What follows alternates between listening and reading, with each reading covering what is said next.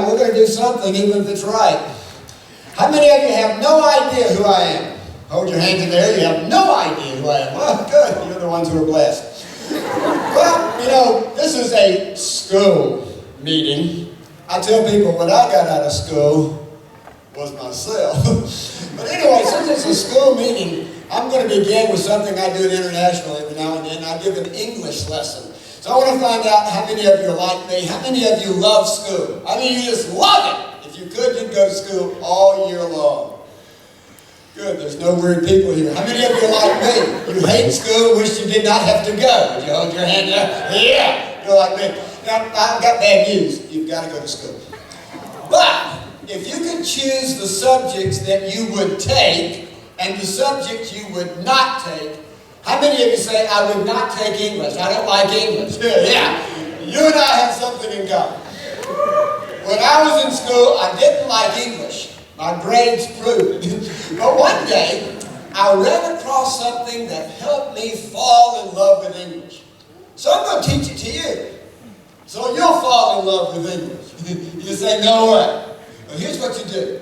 You put sounds to the punctuation marks, and it drives the teachers up the wall. For instance, what is a period? Well, a period is nothing but a big blob of ink at the end of a sentence. So you call it a... You're sitting in class, you're writing along, you come to the end of the sentence, and you quit. Let's practice it together. Ready? 1, 2, 3. You're sitting in front of somebody, chances are the back of your neck is cracked like that. Then we have the comma. Now the comma is the mark of punctuation used when you pause. So you're writing along, pause, go to the end, quit. So let's have the comma. Ready? 1, 2, 3. Wonderful. When you put them both together, you have a semicolon. Period on top, comma on bottom, and so we call it.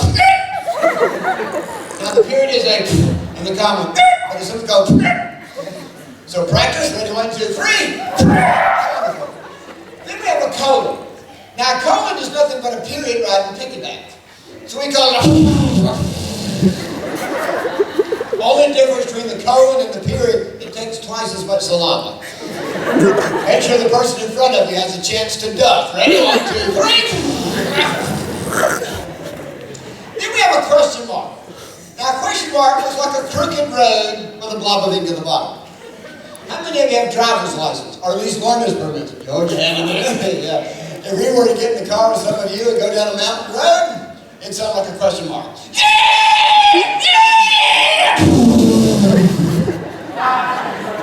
And you always use a question mark when you ask a question. What's your name? And you go home at the end of the week. Mom, Dad, how was your week? You lost your mind. So let's practice together. Ready? 1, 2, 3. Then we have the exclamation point. Now you realize the exclamation point reserved when you have something dynamic, something exciting to say. But I looked at it and realized it's nothing but a period with its head blown off. And so we call it a... Ever had anybody get angry with you and they say, get out of here! Practice together. Ready? 1, 2, 3. But there was one mark of punctuation that always gave me trouble. It was the dash. I never could figure out when to use the dumb thing. Show you how smart I was. I used to think, well, if you do not know whether you should put a comma, or a semicolon, or a colon, just put a dash. Teachers don't like that. One day the teacher calls you aside and says, look, you need to understand the purpose of a dash. You, being the good student you are, you're all ears. The teacher says, the dash is very special. Oh, special, huh? Yes, the dash is used to add variety to your writing. Oh, variety, huh? Yes, it's used to add a touch of spice to your work. So, a touch of spice, eh? But I was stumped. What kind of sound would I use that would be uniquely different when I've already used a...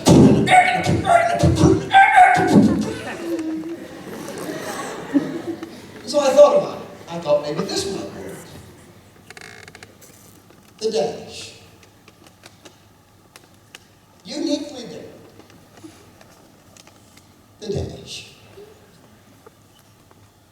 You wouldn't use it very often. The dash.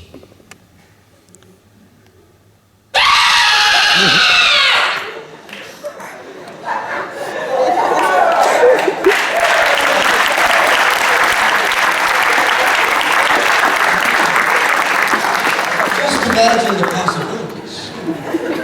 You're sitting in the classroom minding your own business.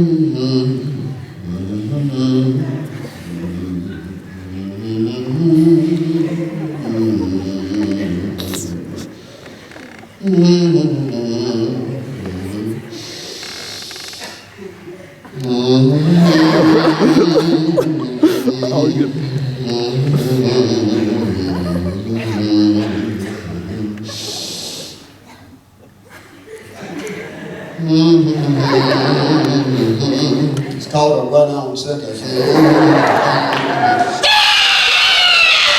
the teacher, what's wrong? What's wrong?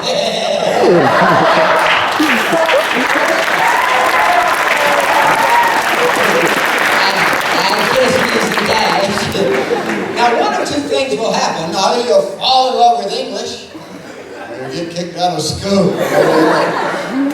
Hey, have you ever had a time in all the years of school where you were called upon to read out loud and you didn't want to do it? The time the teacher calls and you just say, sure. Stand in front of the room and read. John loved Susie. He decided he would visit his sweetheart. He got in the car, cranked it up, and drove off. When he got to the house, he stopped the car, got out, walked to the door, and rang the doorbell. Guess what? Susie's hair was in curlers. What do I do? She said, she walked down the stairs, opened the door, and there he stood, her sweetheart. Come in, she said. John walked in, closed the door, walked to the couch, and sat down. Susie sat down beside him. She's a big girl.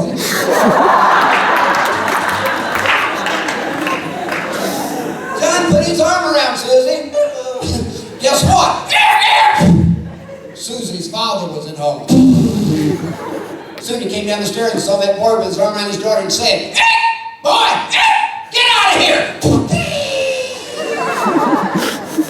You'd be amazed how exciting Shakespeare could be.